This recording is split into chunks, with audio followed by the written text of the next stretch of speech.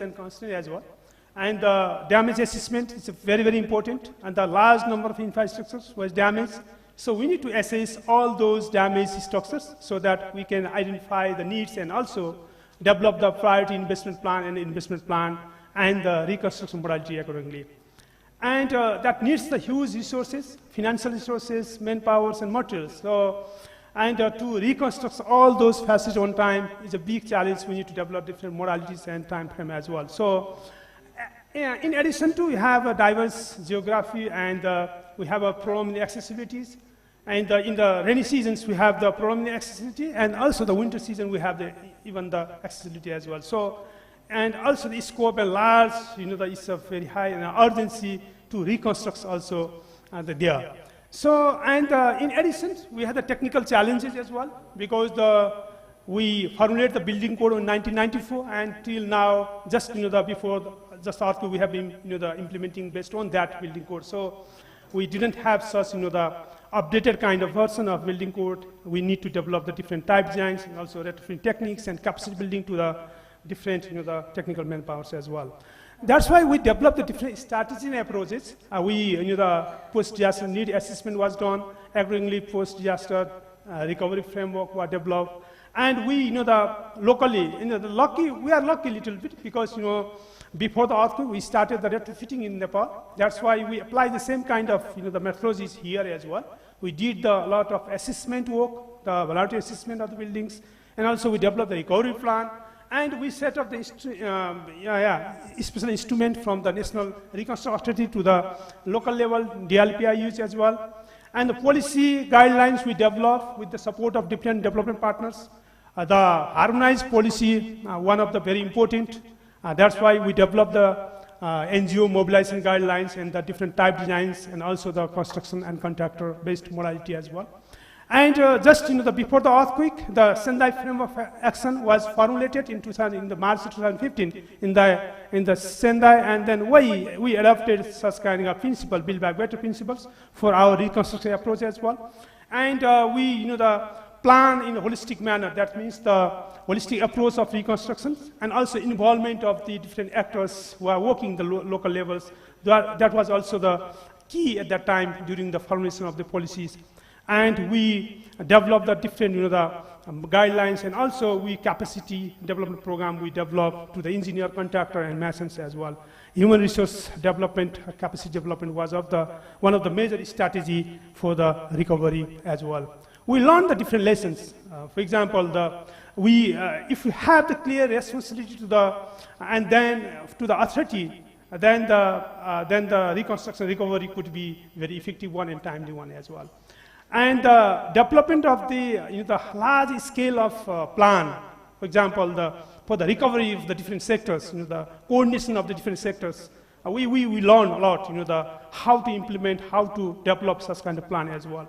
And need identifications, for example, resource mobilizations and also technical and financials and human resources. We learned a lot, from this recovery process. Yes, transparency and accountability for the transferring of our, the financial and also the local knowledge from central level to the local levels, that we also learned. And coordination, collaboration, and communication, the 3C modalities that we have learned very much, from which we learn, and then the result in front of us because of this coordination, collaboration, and coordination in the cooperation from the different actors, including the development partners and the community as in large. So in the operational level, the need-based planning, that's why we can develop the investment plan and priority investment plan as well. And the responsible school management committee and local government for the sustainability point of view. We developed the different platform, the web-based platform, virtual platform, so that we can monitor even from the central level, from headquarters level to the construction site as well. And application of the different kind of the tools we have been applying. Capacity development program to the engineers and masons, local stakeholders to enhance the quality and also the sustainability of the theater facility. And we the different kind of designs we prepare so that the community can use by themselves as well. These are all, we focus much on the resiliency and the structural point of view. And quality, that's why we learn the quality enhancement. Ultimately, the quality enhancement is the major important things. So And that is, with 10 key messages and takeaway we can find out from this recovery process. Political consensus is very important. Strong leadership, harmonized policies are another important, that we learn. And harmonized and holistic approach of planning during the implementation is also very important. A resilient, affordable, and replicable design helps for the fast recovery process. Prototype design sometimes may not fit for the local levels. Sometimes we need to go with the site-specific design as well. And the sixth one is the availability of land in some of the locations could be the major hurdle for the completion of the recovery process, reconstruction process of school buildings. Promotion of the local technology, we did, is one of the very important, the scientific knowledge and local knowledge need to be blended. And the retrofitting could be the best approach for reducing the variety of the existing school buildings. Quality advancement through the capacity building and the reporting mechanisms such as for the virtual platform could be one of the important learning that we can take away from this recovery process. And the community and local participation helps in ownership building and hence the sustainability of the created facility. This is very, very important. I think these are some messages that we have learned and we want to share with even with the international community from this conference. Thank you so much. This is it from my side. Thank you. Thank you, Dr. Yuvraj, for your very nice presentation. You covered all. Now I would like to request Mr. Leela Khatioda to make your presentation. Please go ahead.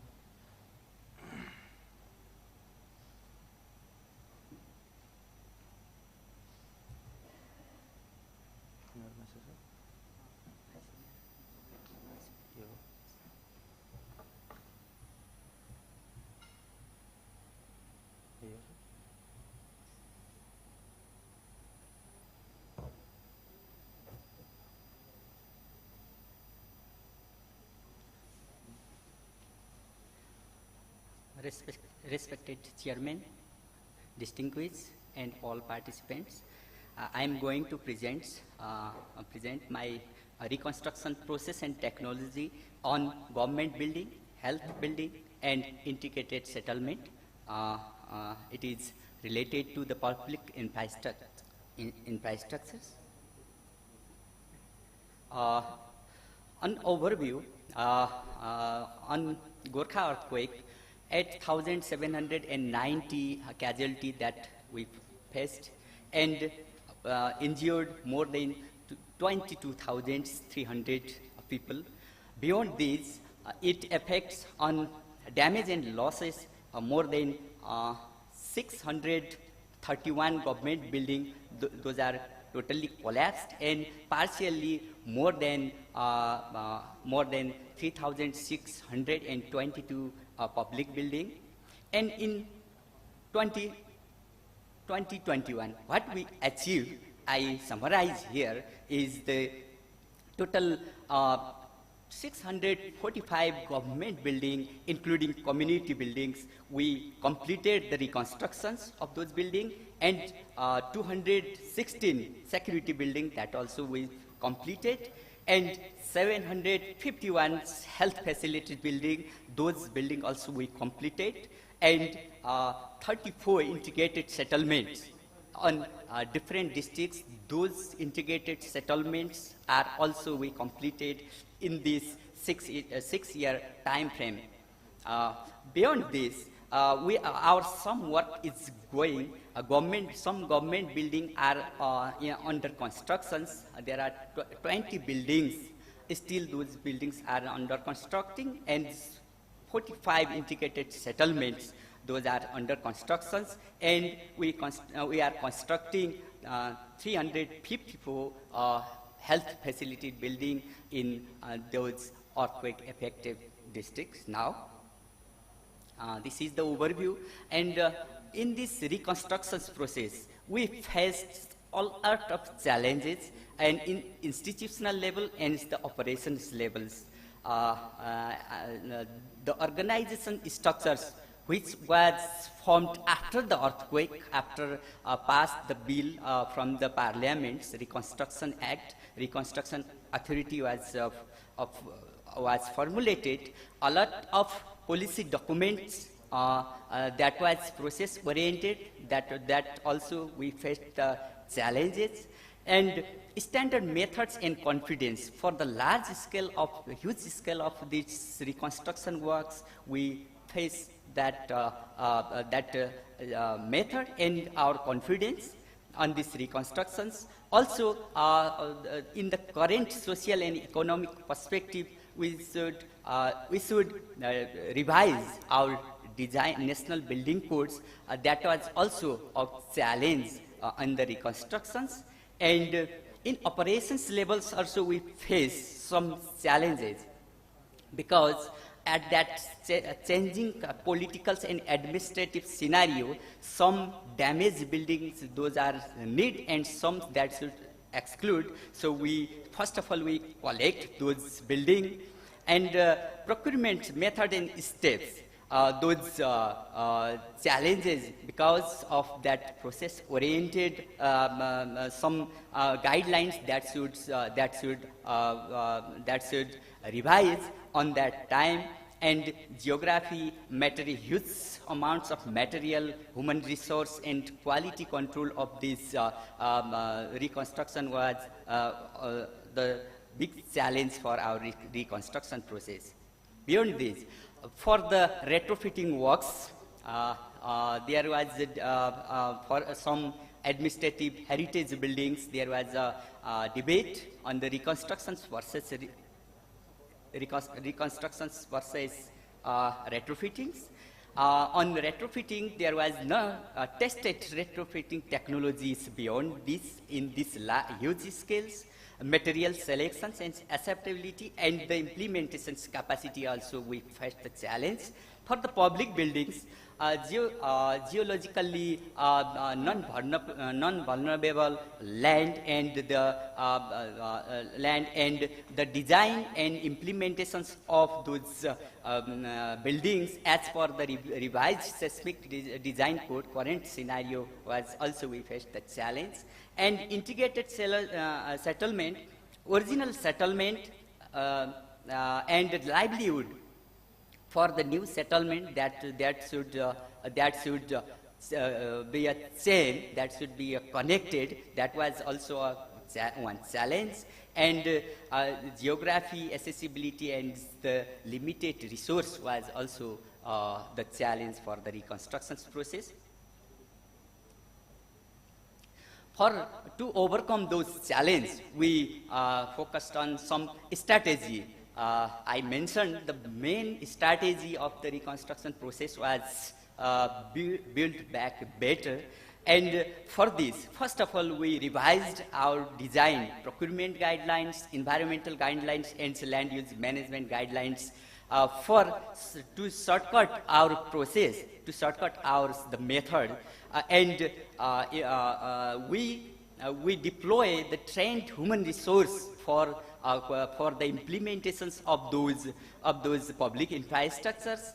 Also, the applications of the current approaches in the design and the implementations as per the current standard, we apply in design and implementations. Similarly, in the reconstructions of the public infrastructures, integrated settlement, we apply that participatory approach from the beneficiary. In operations levels, we apply the method, different method to succeed the reconstructions process, public procurement, and as well as participatory approach. That methods we follow during the reconstruction process. Similarly, the uniformity in the and simplicity in planning and design for the public infrastructures, integrated settlements, some type design we developed in public buildings. We follow some modern space and the space and design guidelines, and we make those uniformity. And also for the quality controlled and quality assurance, we make a monitoring and evaluations approach very strong from the district level to central level, and we apply the decentralized approach. In 32 earthquake affected districts, we formed offices, and from that office we implement those public building in different districts. Similarly, for reconstructions of heritage structures, first of all, we did the assessment of those building from export from our country and from other country also. And for this, we conduct different destructive and non-destructive tests. We follow the retrofitting principles, and the retrofitting principles, it means preserve those buildings without decreasing their original characters, original values, and also design principles increase their performance by applying the current engineering views, and also we use modern as well as archaeologically accepted material to retrofit their these buildings. And what lesson learned from those reconstruction work? We participatory approach is the very effective from planning to maintenance, not only the implementation till the maintenance. Participatory approach will be effective. And for the cost optimizations, uniformity in design and implementations, that is very useful for the cost optimization. Similarly, documentations, handover, and provisions of the operation and maintenance fund that should need to operate those building effectively.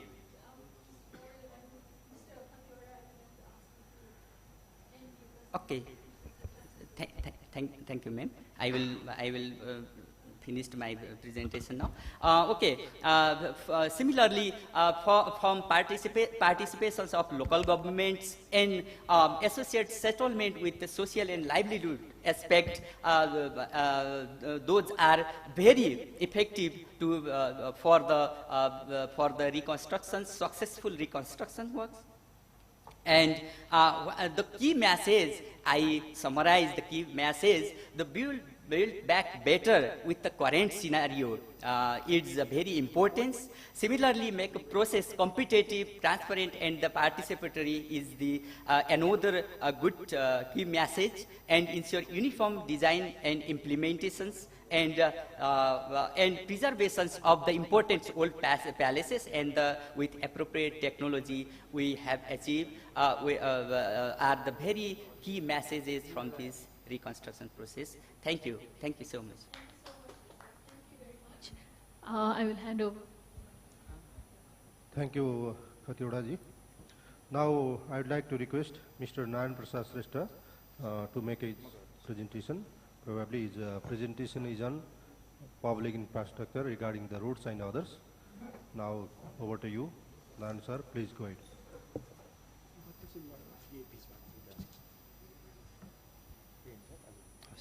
10 minutes, Ayajit.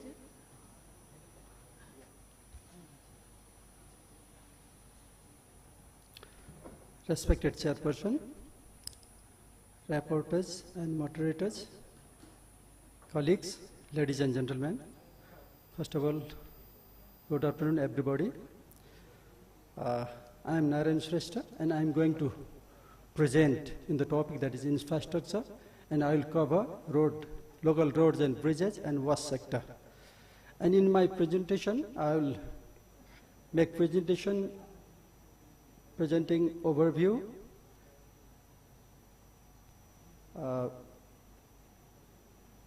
strategies,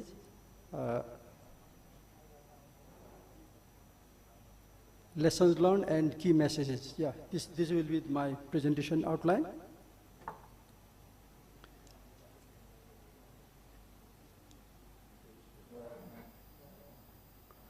Yeah, first I would like to present that is scenario on local roads and bridges.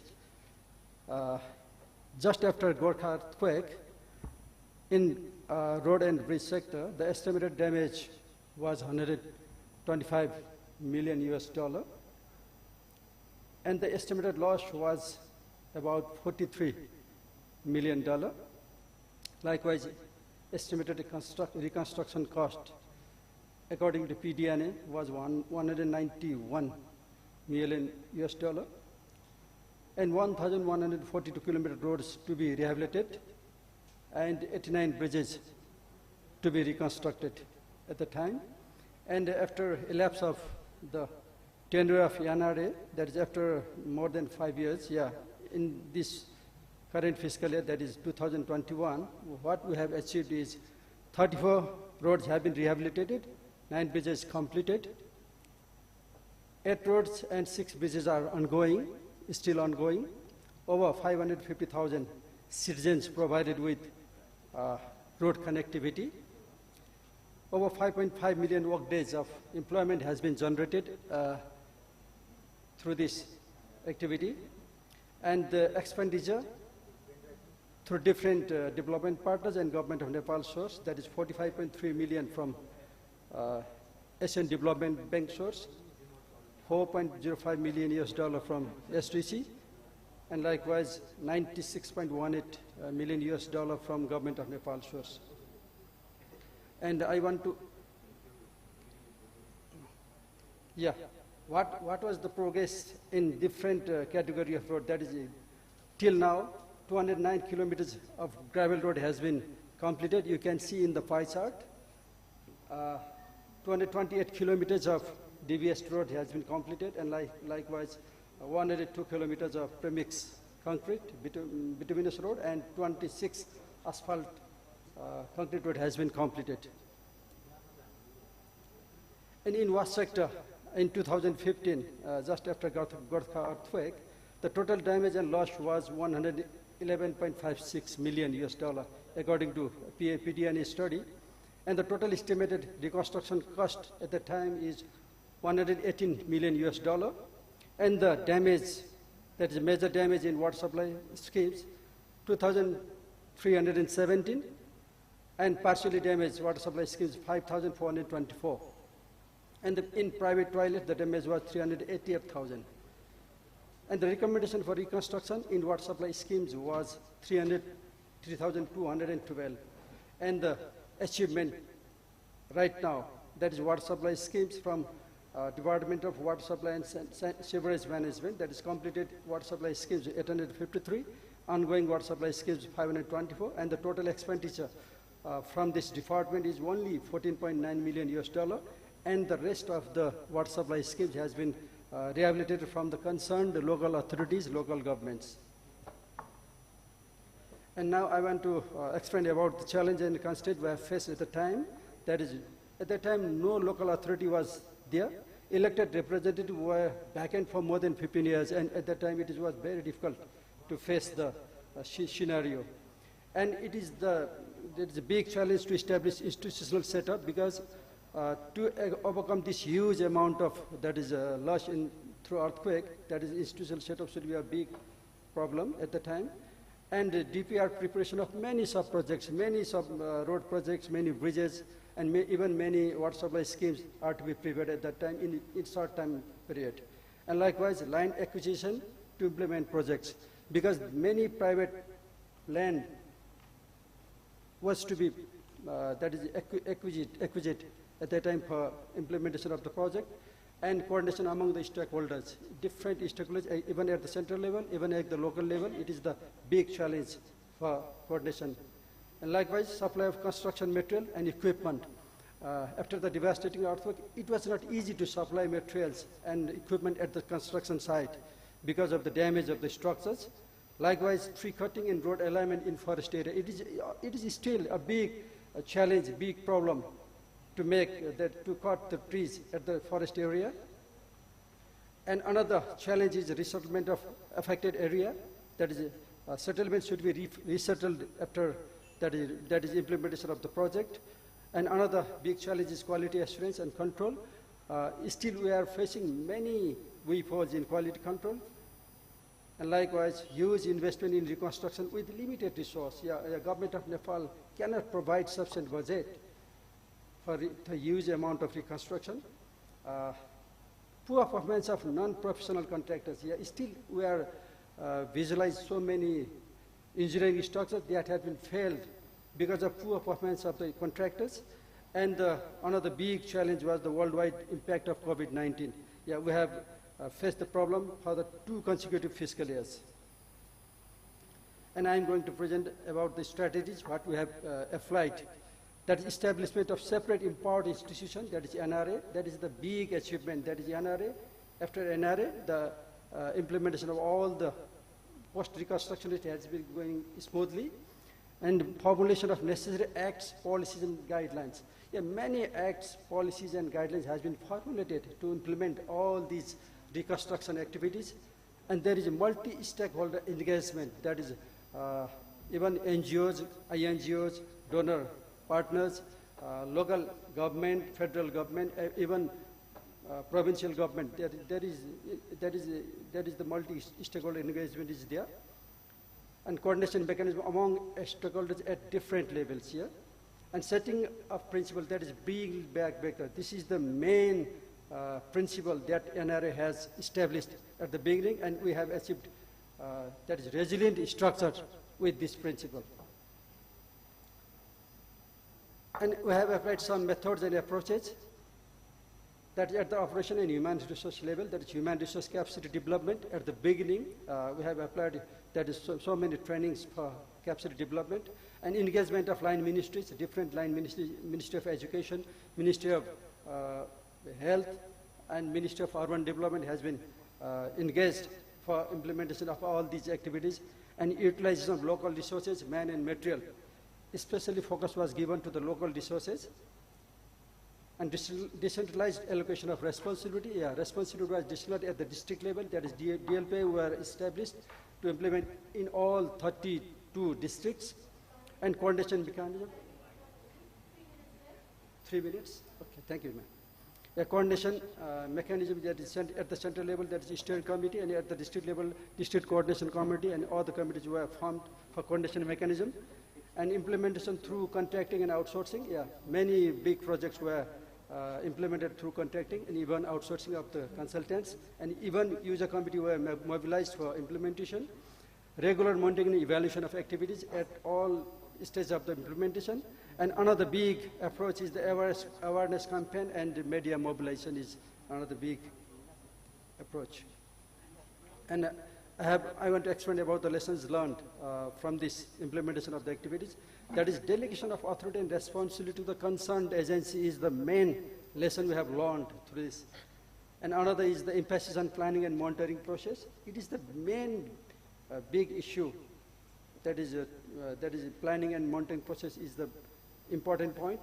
And transparency and accountability for good governance is another lessons we have learned. Communication and coordination among stakeholders.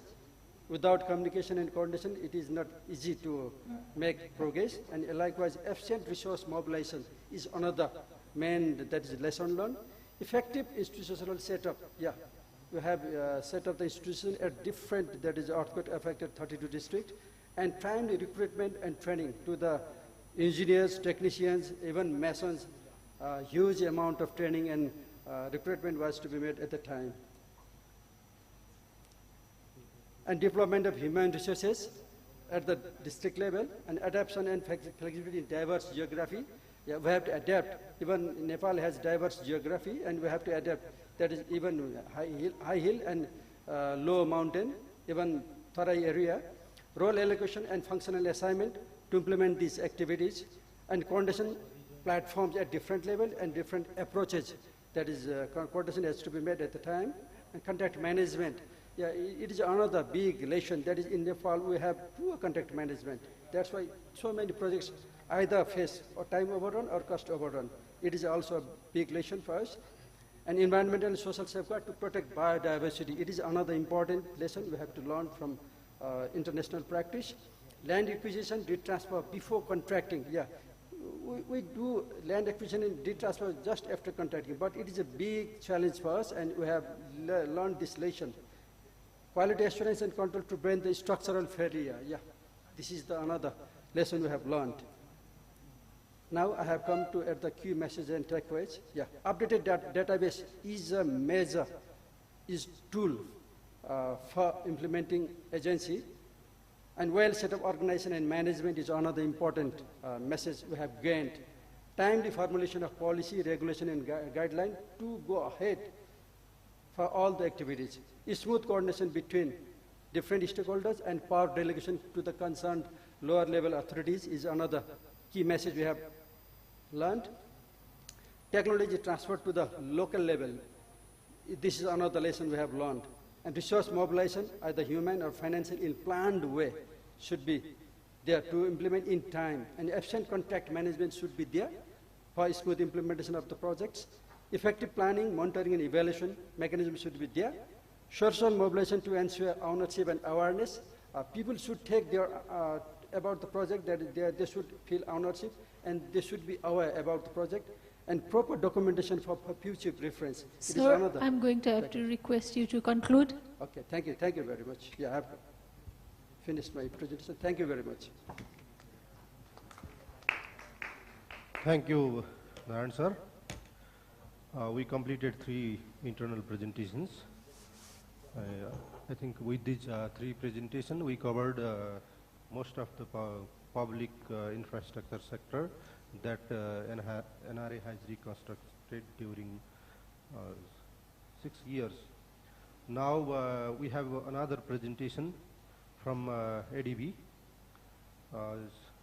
ADB is our one of the main partner. They are helping in our, especially in public infrastructure. Here we have Mr. Naresh Giri. He has some presentation from outside. What is he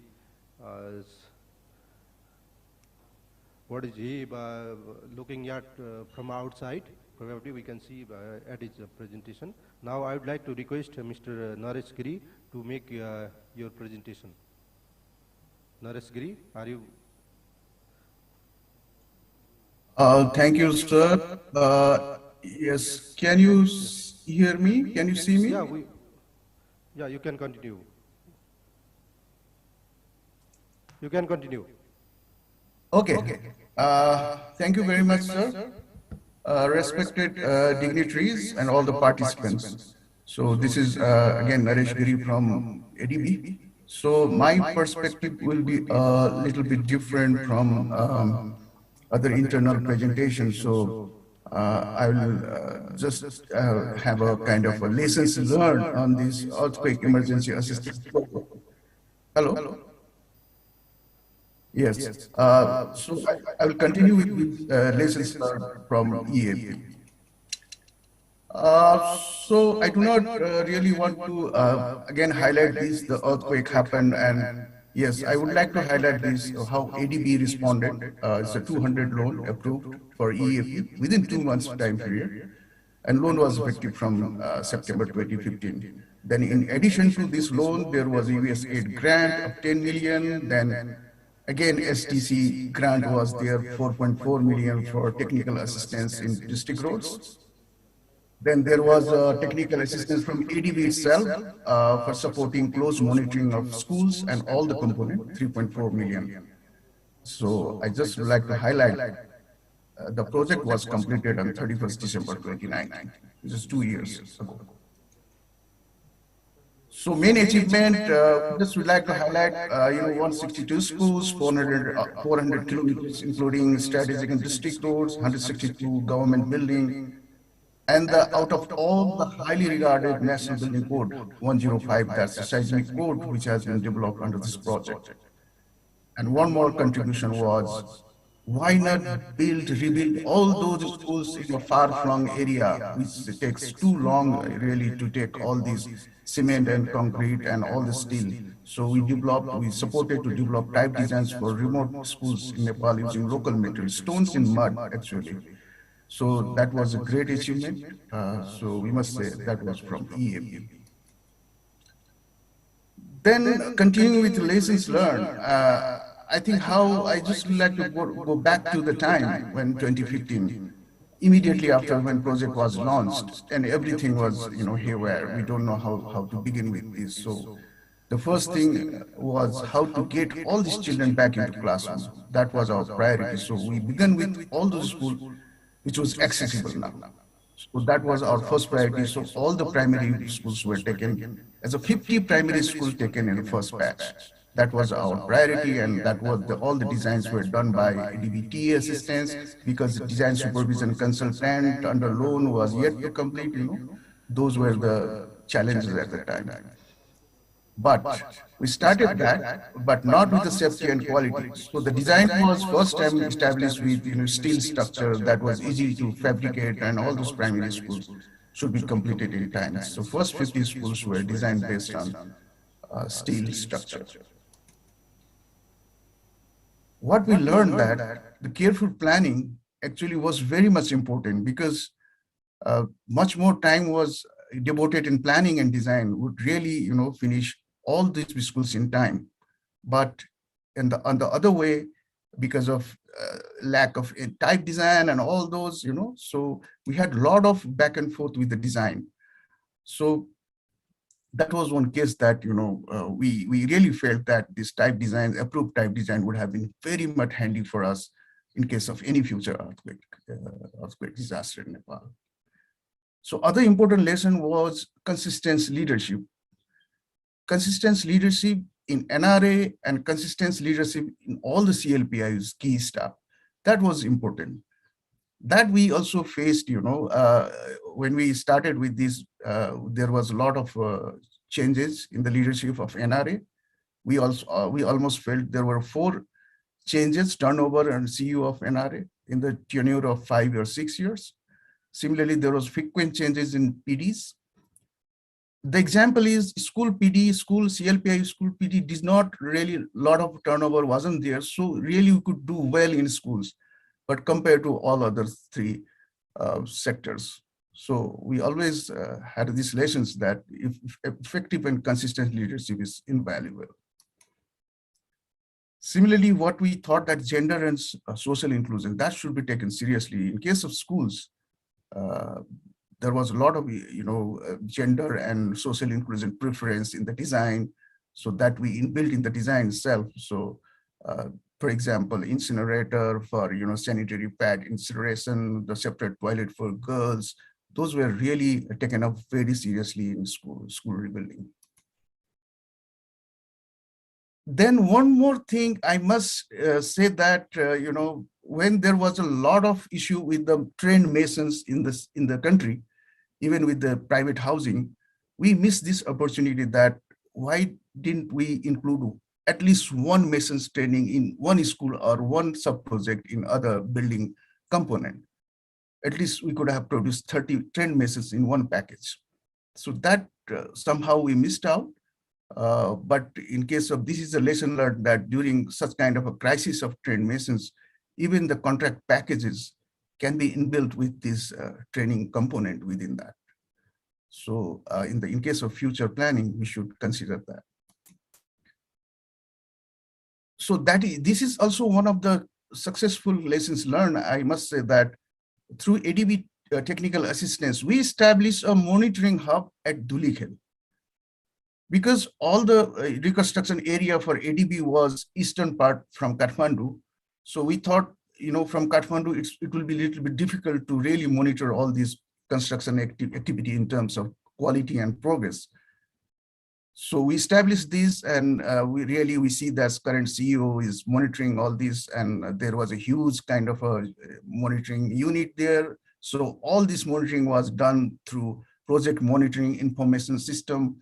Any kind of information was quickly contributed to this system, so that system would flag this to CLPIU PD and even ADB. So we quickly resolved this issue. So I think this is one of the key lessons learned from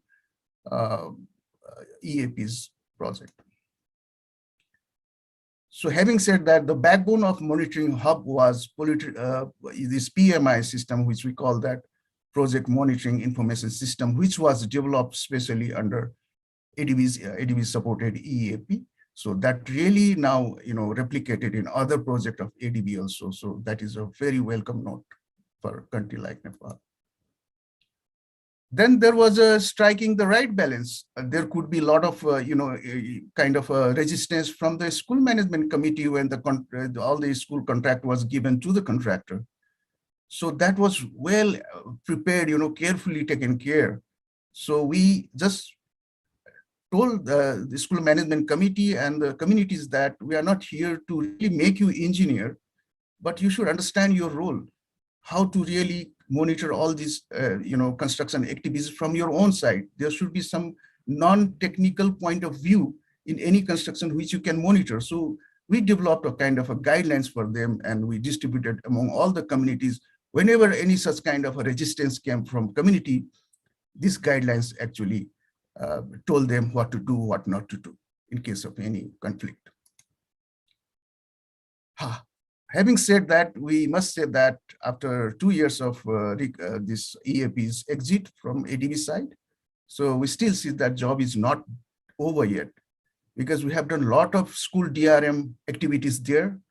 But unless this school DRM activities is built in their regular curricula, this school DRM plan cannot be implemented. Similarly, schools maintenance and operation and maintenance part, unless and until municipalities will provide sufficient fund to these schools, the maintenance will be a little difficult. Not only schools, but for all these other components of roads and public buildings, government buildings, and all that, sustainability is the key issue. In terms of sustainability, I must reinforce that the maintenance fund. Having said that, I already mentioned that this is the key intervention of EAP, that still we cannot, made all these remote school type designs, remote schools, reconstruction done, because it took more than 2 days to reach these schools, which was damaged by earthquake. So a kind of a evidence-based school type design with using local materials were developed, but the piloting of reconstruction of such school are yet to start. So this is a lesson learned, that such a huge sum of money has been spent on really making this evidence-based school type design. But now it's the time that we must really pilot this kind of a type design in remotest area of Nepal. Then having said that, all the earlier presenter has already mentioned about this seismic code. This is the key achievement of earthquake emergency assistance project. Then there is already, I see that 42 seconds has been already much more than given time. So I must say that school database. Had we known that school database earlier, would have been easy for us to really go for reconstruction.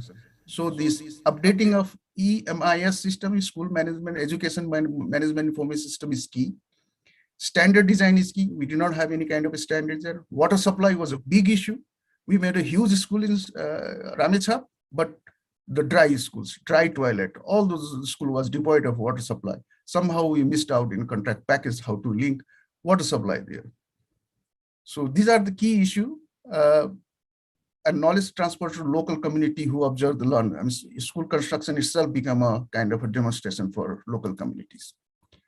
Thank you very much. If there is any question, because this is still revising, I must say that I will deduct some part from the schools, and I must highlight few things on roads also. I see this present is a little bit school biased, so I will try to improve on that. Thank you very much.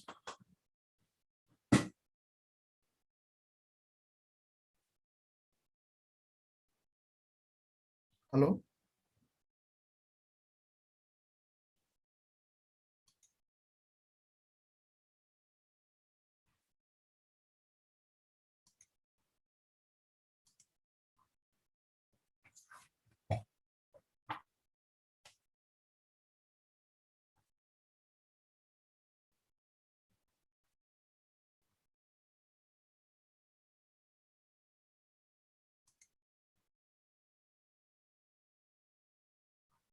And abroad from diversified sectors. I don't know, are they online or can you check? Anyone online for the comment?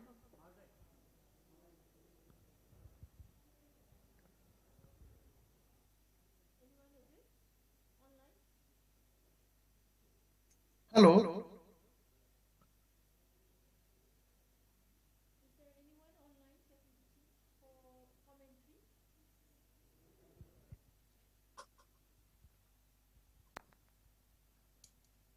Anyone online for the commentary? Mr. Karel, Mr. Upriti, Ms. Wessels, no one?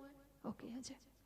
Then the final session will be the question and answer session along with remarks by the chair, Ajay. Should I take the floor? And are there any questions, Ajay, to our presenters? Our three key presenters, Ajay? Four presenters. There are three questions that have come online. I'm sorry. There are three questions or there are three people? Three people. Do they have any queries?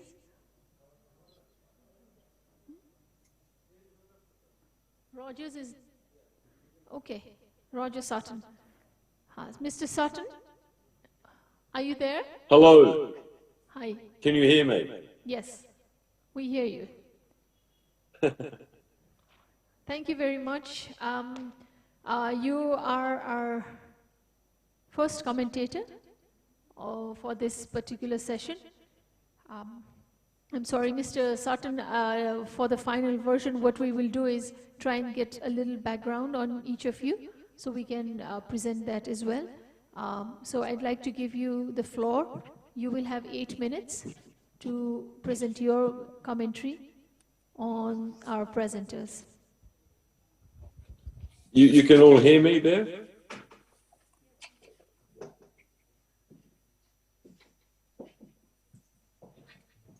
Yes, we can hear you, sir. No, very good. I have a PowerPoint presentation which I thought I would be able to present today, but I think I need to send it across to you.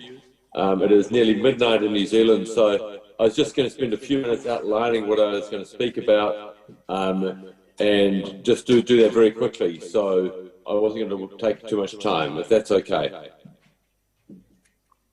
So it's very nice to be here. I'm Roger Sutton. I'm the former Chief Executive of the Canterbury Earthquake Recovery Authority. So we had an earthquake in New Zealand in 2010 and 2011. We had a series of earthquakes. And I'm the very lucky person who got to run the reconstruction agency that was in charge of rebuilding the city after the earthquake. And today I was quickly going to introduce a little bit of that context about Christchurch. Then I was going to speak a little bit about some comparisons with Nepal, and then some of our key lessons in terms of rebuilding our major public facilities. So I talk quickly about Christchurch. You know, Christchurch is a city of about 400,000 people in New Zealand, which has a population of about 5 million. While we're a small city, we're a vibrant city, and we never expected a big earthquake, but we got these series of very big earthquakes, much bigger than we'd ever actually forecast, despite the fact that New Zealand is a very seismically active country. The earthquake killed nearly 200 people, 12,000 people were injured. Number of commercial buildings in the CBD collapsed catastrophically, but about 70% of the buildings in the central city needed to be demolished. And that demolition actually took about a year. So we had about a year when the whole central city was closed.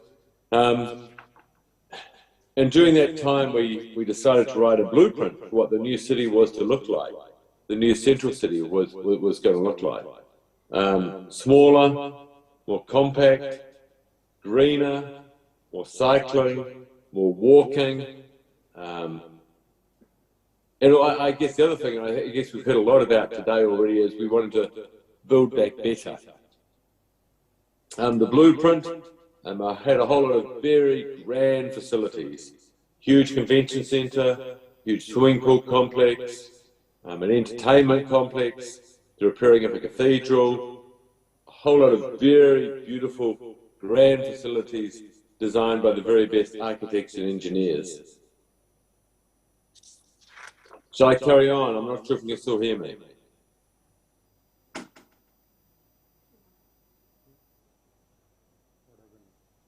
I'm going to carry on. And I'm going to talk briefly about what I call the 10% rule.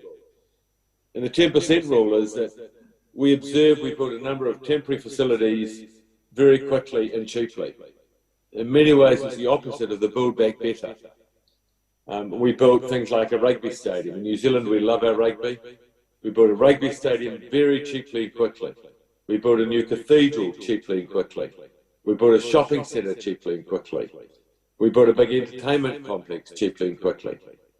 All for less than 10% of the cost of the permanent beautiful facilities. And the overall concept here is all these facilities were incredibly successful. And while all the planners and the beautiful architects want to build back better, in our case, building back cheaply and quickly had very great benefits. And I'd argue strongly we should have done a lot more of the building back, not better, but just building back quickly. And it's interesting, in a disaster, you can also apply that 10% rule to energy as well. If your electricity goes off your house or your building, or your water goes off your house or your building, even 10%, even a small amount of electricity supplied to everybody makes a huge difference. I have some more examples of that. So I jump on to the fact that it's been more than 10 years since this earthquake. And it's been interesting that actually only part of this blueprint has actually been completed. The foundations have been completed. We have our slow streets, we have our cycleways, we have our better use of a river and so on.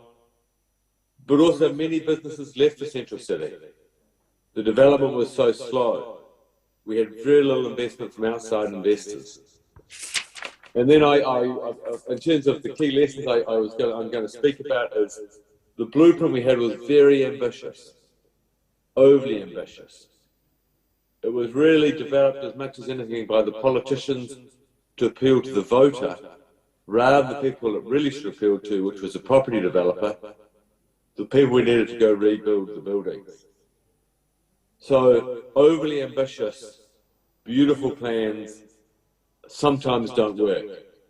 Because our rebuild has been so slow. Yeah? You have about approximately 2 minutes, 50 seconds to conclude. And if any commentaries on the presentations that have been made. Thank you. That's fine. So look, speed matters in these things. We were too slow, the 10% rule. And I remember one business leader saying to me towards the end of last year, he said, Roger, the build back better, we should have just built back and put the better in brackets.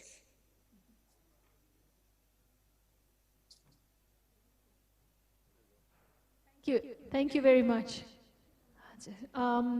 Any specific comments on our presentations, Mr. Sutton? No, I'm really just going to try and find parallels between New Zealand and Nepal and Kathmandu, and what the similarities were, the lessons that we could apply to your environment. Sure. Okay. Thank you. Then I believe we have another a participant from UNICEF, a representative from UNICEF online. We just want to confirm whether there will be any commentary. Can we, technical team, is there anything from UNICEF? Are they going to present or going to give commentary? Could you put them online? Thank you. Hi, good afternoon. I'm Harun from UNICEF. For the actual session, probably my representative, my UNICEF Nepal representative LK or our Chief of Education Mark will attend and they will make the final comments there. So I'm just covering them and will report back to them. So nothing to add here. Thank you.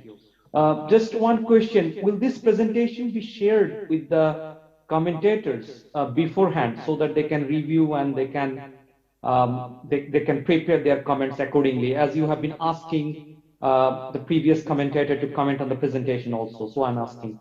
Thank you. Over. Thank you. We will definitely ensure the organizers send you all the presentations that will certainly facilitate commentary as well. With this, I think we have time, but are there any questions from our participants, either online or here, present here? We would love to hear. I'm sure our presenters would love to hear any feedback, commentaries. Anyone online?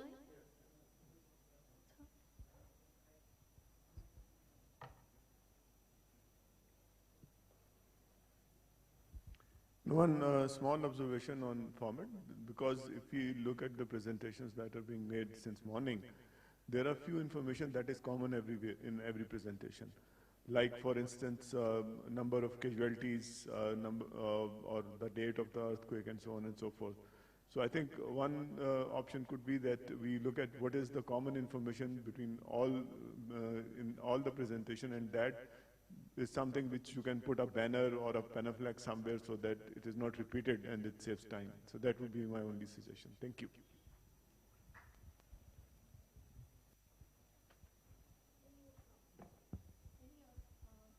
If there's any feedback from anyone online, please raise your hands.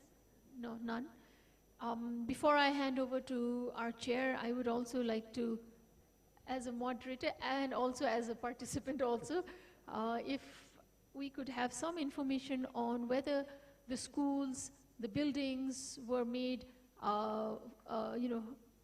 PWD friendly, that is friendly for the persons with disability. Did we ensure this or not? Thank you. Thank you. This is our practice mock presentation. Yeah, I think, of course, I'll make some concluding remark at that scheduled time. I'll make written remark based on 3 presentations I have already noted down. And I request Leela ji especially, because I know very well, but about you, I have not where did you work. Maybe 2-3 sentences, please send me so that I can explain about you in the beginning. About you, I know very well. That's why I myself can make it. And this is one comment. And other, what I would like to request is, as Kamran rightly said, there are repetition. I think about injuries and many things. It is not relevant in this session because probably it is already is in housing and other session in the beginning. So one point. And other, I request you to put very pictures rather than the text. In the right columns, there is ready-made format. I think. In addition, let us put attractive pictures. For example, Darbar High School, and there are so many schools, and road, bridges, and this is something like presentation is something like internal in the progress reporting. That's why let us. I don't know whether we have time or not to change the presentation, but please revise as much as you can. Okay, that's my comment. Definitely, other we'll summarize based on these comments. And I would like to request Naresh Giri. Naresh Giri sir, are you online?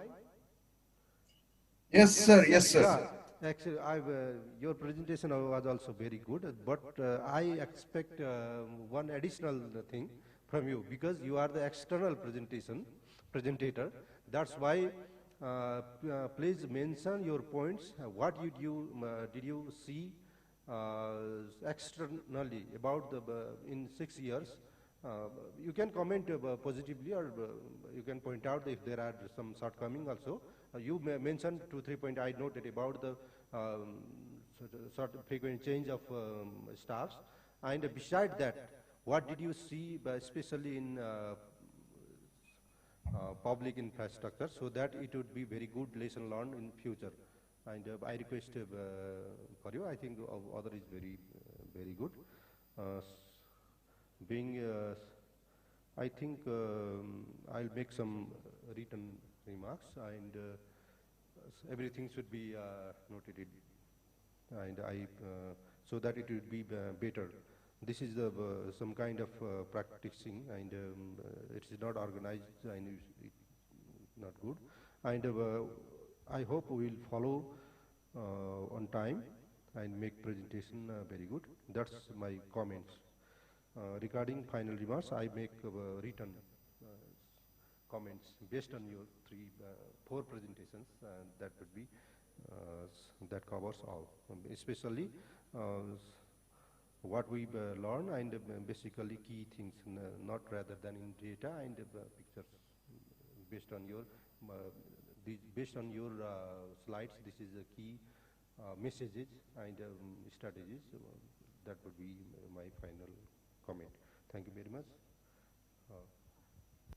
Thank you very much, Ajir. And with this, we will bring the session to a conclusion. We would like to thank all of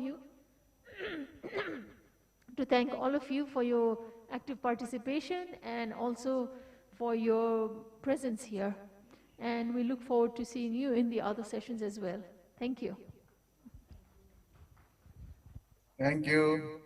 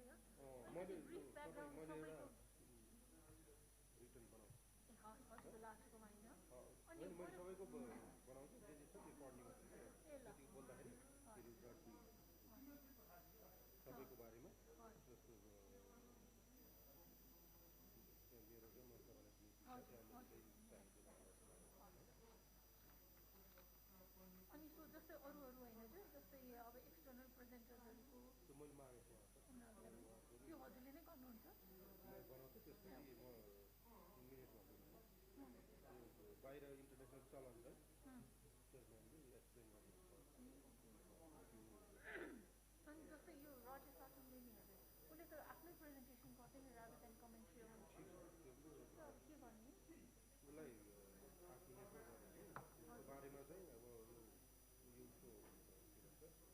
fracture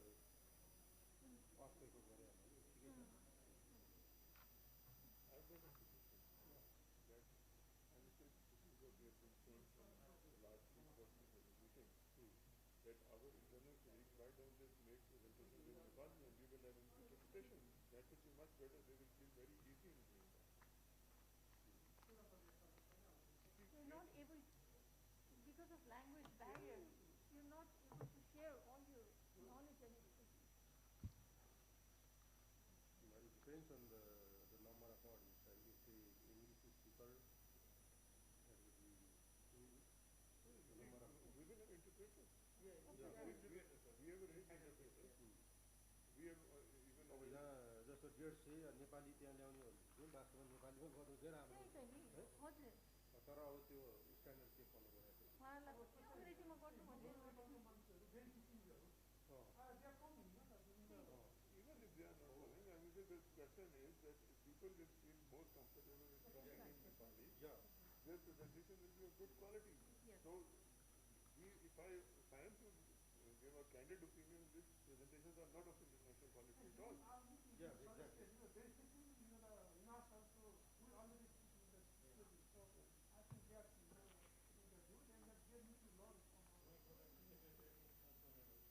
When interpretation facility is there, even technology is there, so where is the problem?